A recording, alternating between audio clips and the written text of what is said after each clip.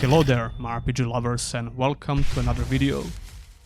Well, it was about time for another episode. For better or for worse, the war ends today! 2025 had a lot of new RPGs and games in general I wanted to check out, so I didn't really make a lot of episodes in Hidden Gems or Trash series. So I wanted to start 2026 with a brand new episode. Wait. What the hell are you even talking about? If you're new around here, Hidden Gems or Trash is a series of videos where I cover some obscure RPGs, action adventures, hack and slash, Souls-likes, and pretty much all games that are even remotely similar to those genres. It's not only about old games, because there are a lot of new games which also fall into obscurity very fast. You can check out the full playlist if you missed previous episodes, but there's no reason why you shouldn't start with this one. I suppose I have no choice but to take on your quest for now. Before we start, I have to give a quick shout out to the sponsor of this video. Raiders of Blackveil is a new action roguelike game with action RPG, MOBA, and even some extraction elements. This is a mini-boss? Raiders of Blackveil officially came out on December 15th in early access. Oh goddamn, it's a lot of AoE! Check out Raiders of Blackveil on Steam by using my link in the video description or in the pinned comment down below. Number 5. Realms of Ancient War.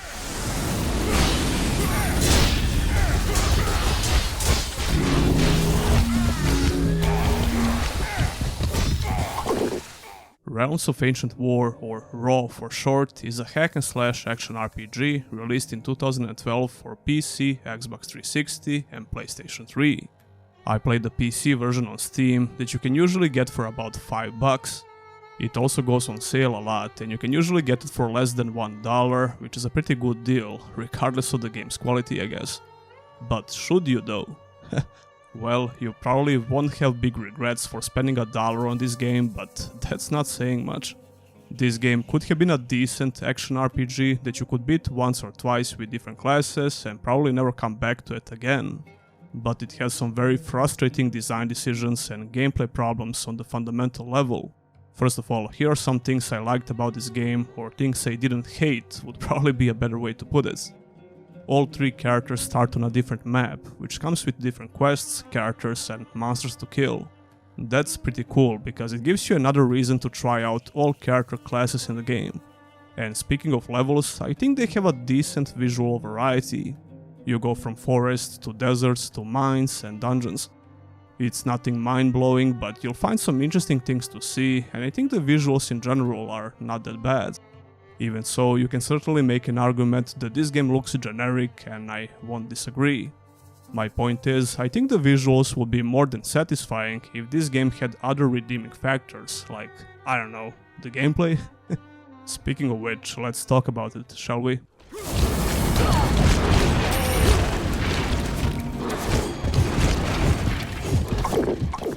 I actually spent quite a bit of time with this game, and I played with all 3 classes. I started with the warrior, because of course I did. Right off the bat, you're going to see some very stiff animations and movement, but the controls are not that bad. Controlling your character by moving around and using abilities feels okay, even though the combat can feel very janky. Everything you press happens instantly, unless you get stun locked, which can happen quite a bit in crowded fights. It feels so bad when this happens, because your character will refuse to even use a healing potion, no matter how much you spam the damn button. The balancing seems to be all over the place, even on the normal difficulty. I started on hard, but I quickly changed my mind, not only because of the balancing. This game has a very annoying death system. You can only die a certain amount of times, depending on how much soul stones you have. I'm pretty sure they were called soul stones, but don't quote me on that. It's just a rare item you can loot every now and then, and it represents the amounts of lives you have. That may not sound so bad, but trust me, it's very bad. That's because you'll have to repeat the whole level when you die on your last soulstone. Which means you'll have to repeat every quest you did, every monster you killed, and start from the very beginning of the level. I can't exactly remember if your progression resets as well, and if you lose items and level ups, but I'm pretty sure it does. This has single-handedly killed the already very small amount of motivation I had to beat this game. It's very hard not to get hit in this game, and you'll have to tank a lot of damage coming your way, especially as a warrior, but even as a rogue as well. I mean, that's nothing unusual in a game like this, but combined with such punishing death system, it creates an unnecessary frustration. Mage class is somewhat different because he's a fully ranged class, but none of these characters have any evading skills like a dodge or a teleport. It's pretty much necessary to kite enemies all the time, regardless of your character class, otherwise you'll just die a lot. The rogue is not a fully ranged class, she uses bows and daggers. You will have to get in melee range, you can't just spam the ranged projectiles. And considering that all abilities require mana, that's another reason why you can just spam them. Dealing with basic enemies in this game is more challenging compared to your typical hack and slash action RPG, which would be fine if the gameplay didn't feel so janky and punishing. Enemy variety is pretty poor and the combat gets boring very fast because of this. Even when the game throws at you some boss fights or elite enemies, they're usually just a bigger version of some normal enemy. In some rare cases, you'll get to fight unique bosses and NPCs with new mechanics. Some of them are just okay, and others are straight up unfair, especially if you play as a warrior. I got the feel that this game expects you to grind these levels in order to try and get some good gear and level up as much as possible, without dying. That wouldn't be so bad if the game didn't punish you so hard for just dying and if the gameplay was more enjoyable in general. All characters get 4 abilities to use on the hotbar, but you can unlock some more in their skill trees. All of them have some sort of a basic attack, special ability, a defensive ability, and a very powerful ability. All of these abilities have cooldowns and they use mana, like I said before. You will have to pop mana and health potions like crazy, which is nothing unusual in a game like this. But R.A.W makes this way more tedious than it should be. Potion drops are not so common and you will have to find these merchants on the map to buy some more by selling the gear you don't need. The whole itemization system is very boring, which is not something you want to hear in a game like this. The mage class is hands down the most fun class to play, and he feels a bit less janky compared to other 2 classes.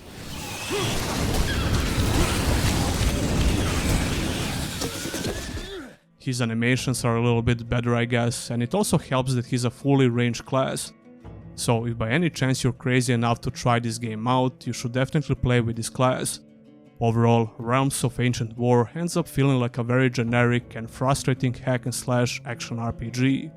You should probably avoid it, even if you're a huge fan of this genre.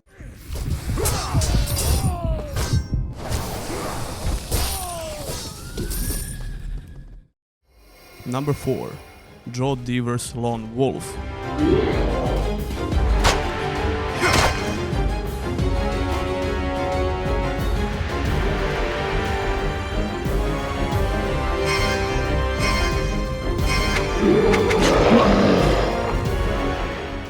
Joe Deaver's Lone Wolf is described as a role-playing game, based on the series of game books by Joe Deaver. Joe Deaver has written 31 game books in the Lone Wolf series, and they sold more than 12 million copies, which is really impressive. Sadly, he passed away in 2016, but he left a great legacy behind him. Lone Wolf video game is heavily based on those game books, and even though it's flawed, it's a very unique game. Or at least I haven't played anything similar in recent years. This game came out on PC and pretty much all consoles, including mobile devices. And while this game definitely has some pretty strong RPG features, like the ability to choose your own story with impactful and branching decisions, RPG stats, leveling up, loot, and tactical RPG combat, this is far from your typical PC RPG. It can literally be described as a game book or interactive visual novel, I guess. I'm not even sure how to describe it.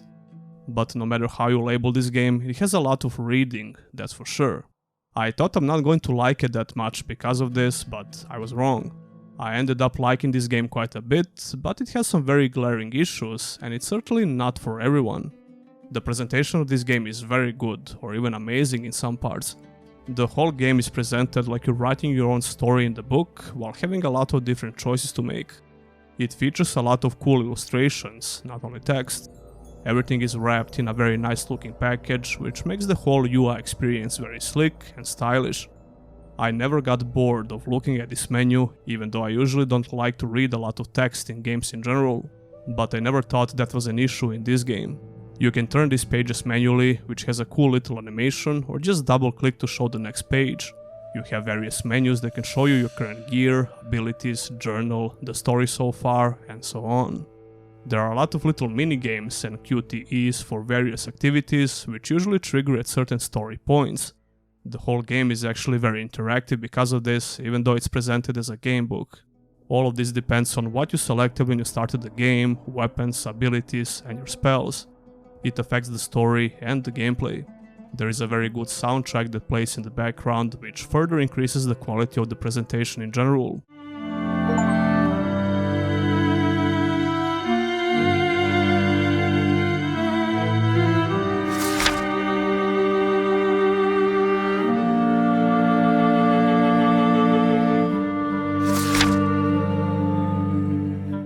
I had never been so immersed in a game book before, that's for sure.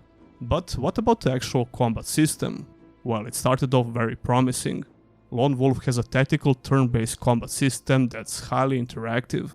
There is a sense of urgency because you have a certain amount of time to make your move. Most abilities and spells you can use will play out with different QTEs, which require a good timing. You have to make these little gestures in time or click on the right spot on the screen. The combat can be very brutal if you mess it up, and I was really enjoying it at first. It's a faster paced turn-based combat which rewards good timing and quick thinking. You can use your primary weapon which has unique skills, a signature sword that's very powerful, some defensive skills, ranged weapons like throwing knives and crossbow. The combat flows very well once you get the hang of it. Sadly, it completely falls apart the more you play and progress through these chapters. Mainly because the game lacks enemy variety and you'll be fighting the same enemy type through the entire game. I'm not even over-exaggerating, there are like a couple of enemy types in total. That completely destroys any potential that this combat system ever has. After about a couple of hours you already start getting bored because there are a lot of combat encounters and they almost always play out the same. So I'm wondering why they even bothered with combat encounters. Probably to break the monotony of reading a lot of text, but I would just increase the amount of interactive events instead of including a half-baked combat system. Again, the system itself is completely fine, and it was pretty interesting, it just feels very unfinished and forced.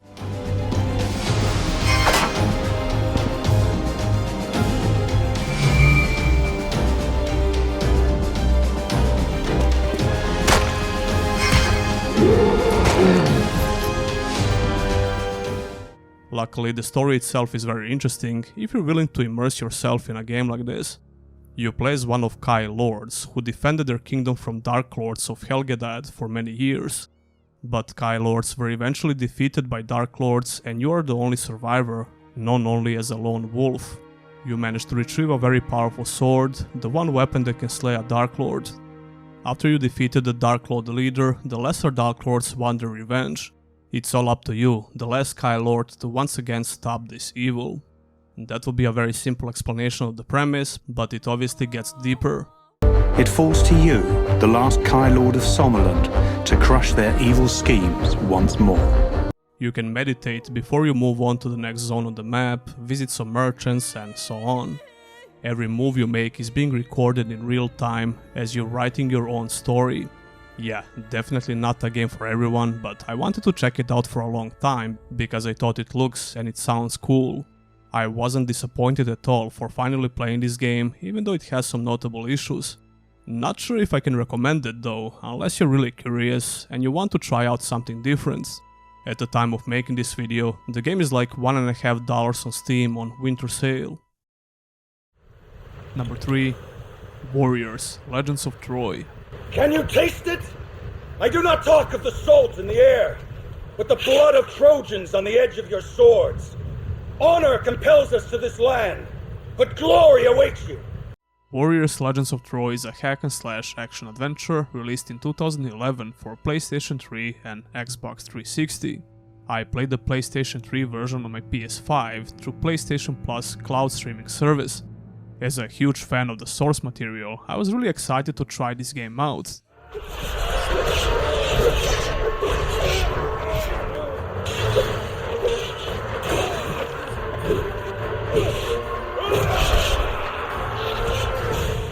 I only played the story mode because it's obvious that this gameplay mode is what they focused on the most. Besides the story mode, this game featured a couple of more gameplay modes like the arena, and it also had a multiplayer mode back in the day, which is not available anymore. Before and after every chapter you complete, you'll get some in-game cutscenes that feature various characters from the legendary Trojan War. I got really invested in all of these cutscenes and story segments, and I thought that they were pretty interesting. Although, to be honest, I'm not sure if that's because I love the source material or because these cutscenes are actually that good. It's true. The day you were born, Isakos, the sacred seer, foretold that you would be the ruin of Troy. His words were never false. So I ordered Agelaus to take the child from his crib.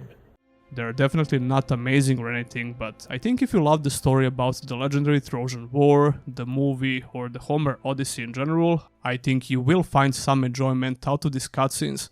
The story is a little bit disjointed, and it's not exactly linear, because it tries to cover major events from both sides. As the name would suggest, Legends of Troy will allow you to play as various legends like Achilles, Patroclus, Hector, Paris, and so on. There are 8 playable characters in total. You don't get to choose when to play with these characters, it will be determined by the game's chapters. For example, the game starts with a landing on Troy, where you play as Achilles. You usually get to play a couple of times with one faction, before you do the same with the other faction. So you're basically playing with characters from both sides of the war, which is pretty interesting by itself. Here's Paris! What? Not that much from the gameplay side of things, unfortunately. The hack and slash action gameplay in Legends of Troy leaves a lot to be desired, to put it lightly. It's not horrible, but it's certainly not nearly as enjoyable as some other hack and slash action games that I covered in this series. First of all, the hack and slash nature is really strong in this one, which shouldn't be that surprising, I guess.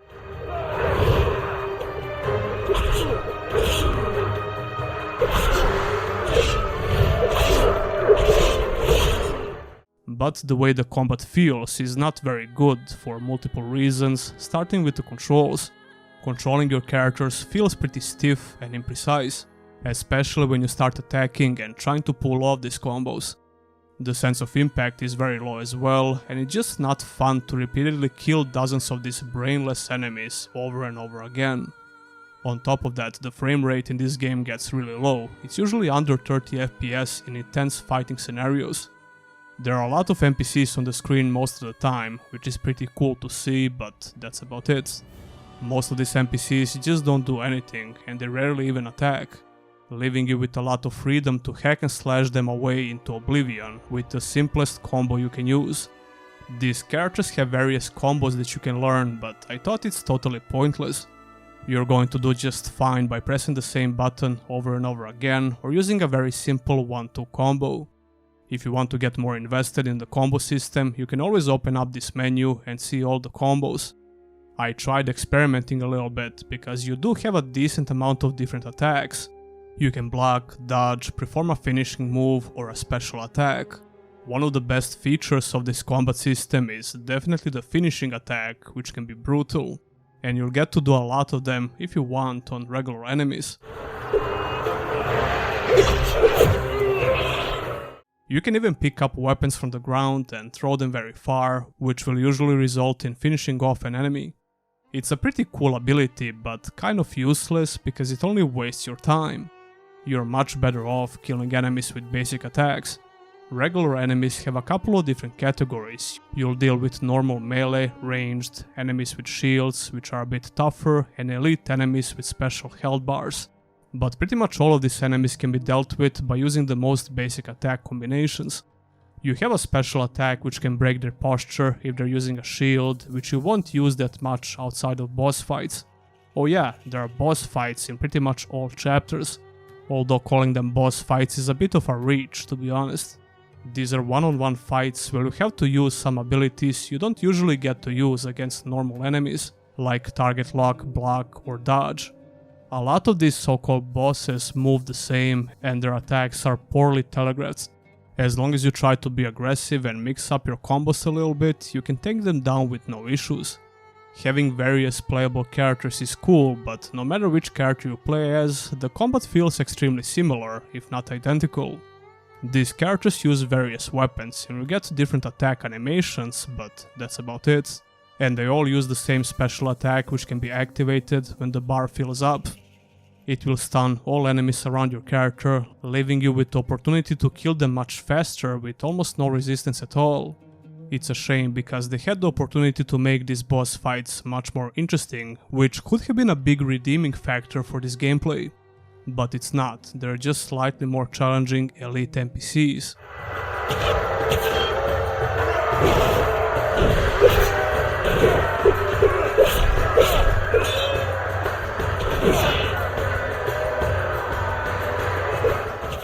All missions have various objectives on the map that you have to do. Some of them are time sensitive and failing to do them will result in restarting from the checkpoints. The way I try to play the game at first is by killing everyone on my way until I get to the objective location. However, this would usually lead me to fail these objectives. So I just started beelining the objectives and ignoring all enemies along the way, which seems to work like 100% of the time. This gives a certain amount of urgency to the gameplay, which forces you to be as effective as possible in combats. But it's also pretty stupid because it creates an unnecessary frustration and friction. I would prefer if I could just do these objectives in a more laid-back manner, explore the whole map and pick my fights. But that would be way too non-linear for this game. I mean, I don't have problems with the game being linear, but I don't think this game does it well. Monster! Damned be the womb that bore you! Before the chapter starts, you can buy some items that will increase some of the character stats. You get to play Tetris with these items, kind of like in survival horror games, but this is almost pointless. It doesn't make much of a difference in fights whatsoever. I covered quite a few similar hack-and-slash action games in this series, and some of them were way better than Warriors Legends of Troy. Spartan Total Warrior comes to mind as one of the best hack-and-slash games that I covered, and it's definitely much better than this game. Still though, I really enjoyed the story segments and the setting in general in Warriors Legends of Troy, but it's a hard game to recommend, especially if you expect to find an interesting gameplay loop. That should do. It's not yet enough. I need to face the man I've wronged. You want to issue a challenge? Are you sure, brother? It's the only way. For better or for worse, the war ends today. Number 2. Stray Blades. I thought that this would be my biggest adventure. But how big it would be, I could have never known. Stray Blade is a Souls-like RPG released in 2023 for PC, Xbox Series X and S, and PlayStation 5. I remember playing this game when it first came out and being very disappointed and frustrated. I ended up quitting the game after only about 5 hours of gameplay. My memory is a little bit clouded, but I remember the gameplay being very janky and not enjoyable at all. I was very disappointed because I was following the development of this game before it came out. I remember doing a video before it came out and including Stray Blade in one of my videos about the most anticipated new games or something like that. My plans for making a review for this game never came to life and I just forgot about it. Unfortunately, pretty much everyone forgot about this game shortly after it released. It only reached around 350 players online at one point, on Steam at least. And yeah, that one player right now was me. I had no idea what to expect when I came back to this game for the purposes of this video. I expected to be disappointed again, but I remember seeing some big updates before I started playing the game again. Apparently one of these updates changed and improved the combat quite a bit. And yeah, they were not kidding, the combat is way better than I remember.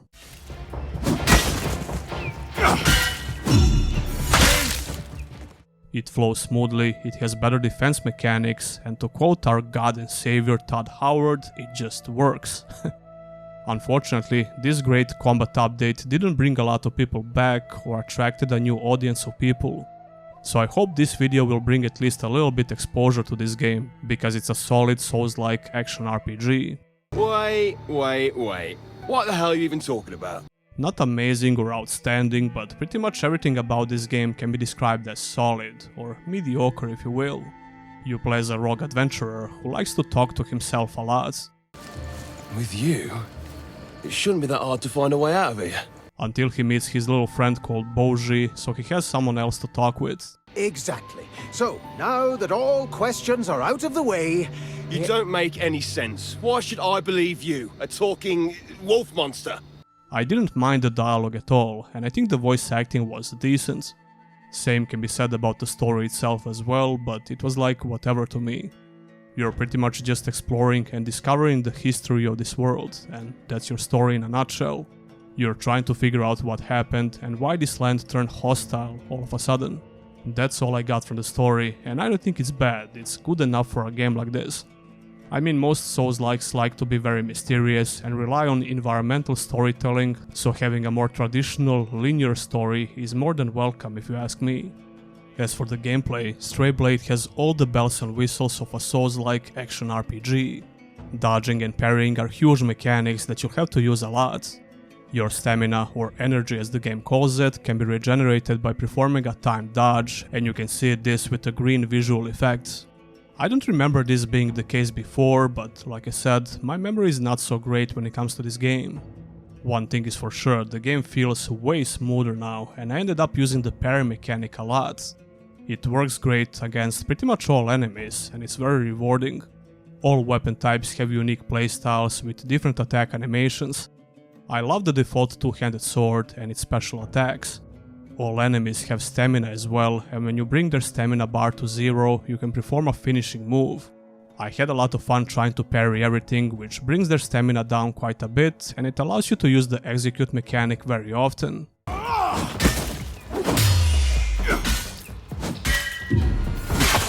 Dramatic fun! The combat starts flowing very well once you get the hang of these mechanics. I would say the timing required for these mechanics is somewhere in the middle. It's not very hard, and it's definitely not very easy. If you decide to dodge more than parry, when you learn to time it properly, you can play very aggressively because you can regenerate stamina very fast. All of this was new to me because the game definitely didn't work like this before. The progression system is related to all of these weapon types in the game. You can increase some of your base stats and the weapon types of your choice. There is a separate progression skill tree for your little buddy, and his abilities are pretty damn good. But you'll have to find these special items by exploring different maps in the game to get these points. All weapons have to be crafted by getting a blueprint for enemies and necessary materials from exploring and looting stuff in general. Then you need to find one of these forges, and you can craft items with a press of a button, if you have the required materials. Now, all of this sounds like deja vu to me, and I have to mention another very similar game which came out in 2025. Blades of Fire is a sleeper hit of 2025, and I love the gameplay in that game. This game really reminds me of Blades of Fire for more than a couple of reasons. Getting blueprints and crafting weapons, the art style is kinda similar, although I think Blades of Fire look way better, and just in general I think these two games are very similar. To be completely honest, even though Stray Blade offers a solid experience now, the game only makes me want to play Blades of Fire again. I know that's probably not fair to say, but it's just the truth. Anyway, I did like the map design in this game and how you can clear all enemies. When the game tells you that you cleared all enemies in the area, they will stop respawning even after your death. But when you come back to those areas, you'll find some other enemies, which is pretty cool. So it's not just a mindless respawning simulator like most Souls-like games, which makes it a little bit more interesting. And you can also find some very strong enemies that you can't handle right away, so coming back to previous areas makes a bit more sense. Boss fights can also be described as solid. They have decent amount of mechanics that you have to worry about, but none of them are very crazy, and that's perfectly fine by me. Stray Blade is not a crazy good game by any means, but a decent Souls-like RPG that's very easy to recommend to Souls-like fans. I need some alternative to this.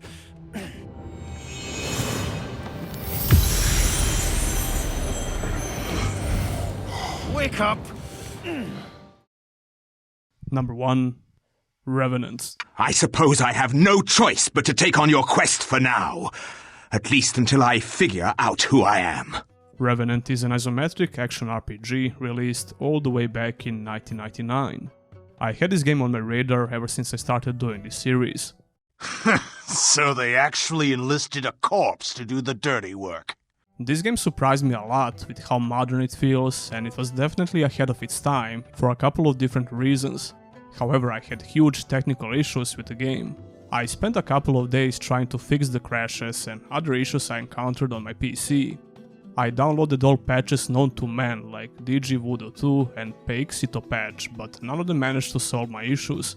All of my game settings would reset every time I start the game again, or the game simply refuses to load my game, which happens quite often. The only way around this problem was to simply brute force it, and it would eventually load the game. Yeah, fun. You are truly despicable. Only to be met with some random crash, disappearing NPCs that would brick my game, or even my whole PC. I also had no music at all in the game, only voice acting and sound effects.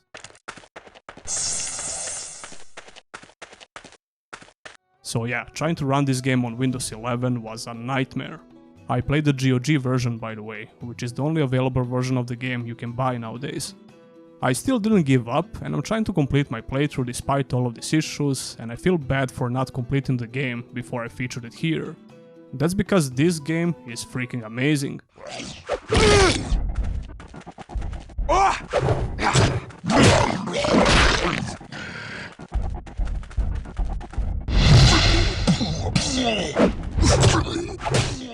The visual style has that recognizable late 90s, early 2000s vibe, and it's just glorious. I actually think this game looks better than Diablo 2, even though it came out a year before that game. These visuals have so much charm and soul, they create an amazing atmosphere while playing the game. Another reason for that is the attention to detail. How about this walking animation for this drunk NPC you meet in the tavern?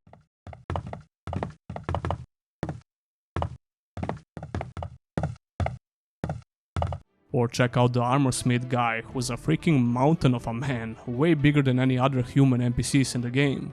You'll get to see some nice little in-game cutscenes as well, at certain story points. Oh God! Yeah, this game can be really violent, it has some brutal finishing moves and dismemberments. These are usually followed by over-the-top audio effects, which gives the game a very brutal medieval fantasy vibe. The general look of the game is not extremely dark though, it has a lot of color. It gets dark during the night time, but the saturation of these colors is pretty high, so it's not very hard to see. Another thing I really like related to visuals is the visual character progression. You'll be able to see all armor pieces on your character, and pretty much all new armor pieces you can buy or find have up to 3 different color versions. You play as a guy called Locke, who gets resurrected from the depths of hell by a powerful magician called R.A.W. Your main quest is to locate and rescue a princess who was kidnapped by a mysterious cult. The priests have stolen my only child, Andrea.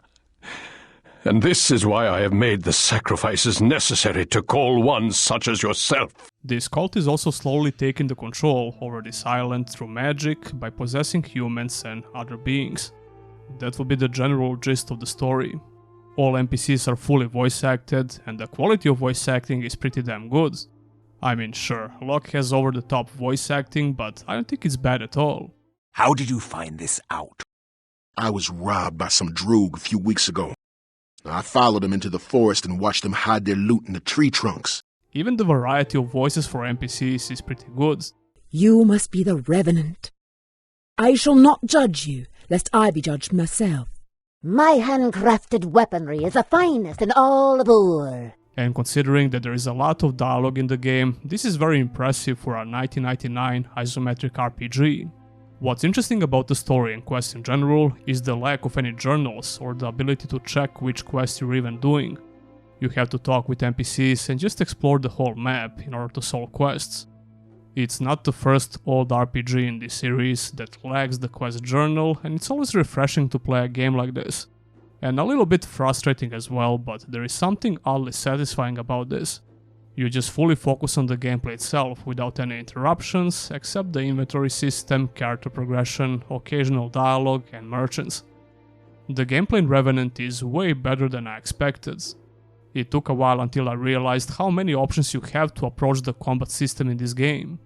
I started by playing with mouse and keyboard, as I would with any other ARPG, and the combat seemed very simple but very enjoyable. It has a nice amount of impact and weight, with some punchy sound effects and somewhat silly visual effects.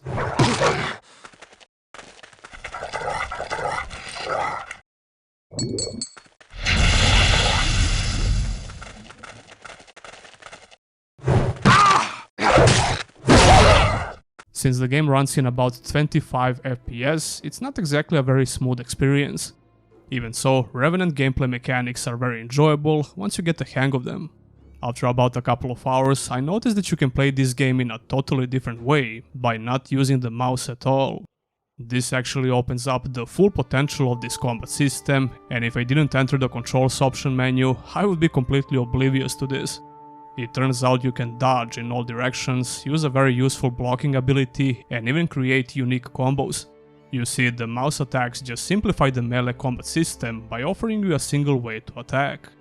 The keyboard, however, gives you way more control over the type of attacks you can perform. You have a swing, thrust, and a chop. Your character can perform various finishing moves depending on how you combo these attacks. The more you level up, the more combat moves you can unlock by talking with your combat master back in the city. There are combos you can make, but I didn't even try to experiment with this yet because I was too busy trying to even run the damn game properly. Hey yo, editing C4G here. So it turns out I finally managed to find a working patch that will fix most issues I had with the game, which might be useful for you as well if you want to try this game out. It's called Revenant Galactic Mod, and I'll leave the download link in the video description. That's pretty much the only patch that worked for me, and it allowed me to set a high resolution, I can finally hear the music in the game, and it fixes plethora of other issues. So yeah, I can finally continue playing this game like a normal person. Anyways, back to the old C4G. The combat works surprisingly well by just using your both hands for the keyboard, but it also supports a controller. I will probably try to get the controller working, and I can see how this could be even better with a controller, but you have to do a lot of remapping yourself, and I just didn't want to waste time on that right now. I didn't even mention the magic system, which is very enjoyable and interesting. You get these little talismans that you can combine and create unique spells. As you play the game, you will discover more talismans and more possibilities for interesting combinations. You can link these spells to your quick slots, just like potions, and use them with the press of a button. I used some very powerful fire spells, which saved my ass more than a couple of times, even though I mostly focused on the melee combat system. It seems like there is a very decent amount of spells you can create and use in combat, and trying to figure out which combination works is fun by itself. You can also increase the power of these spells when you're leveling up your stats, which is simply done by selecting two stats you want to level up. So this game has a great melee and magic combat system. That's pretty rare actually.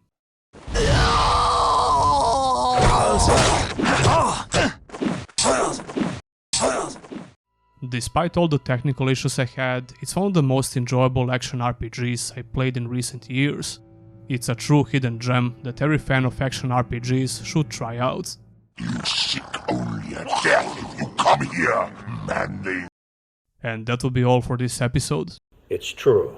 Tell me, did you play any of these games and which one was your favorite?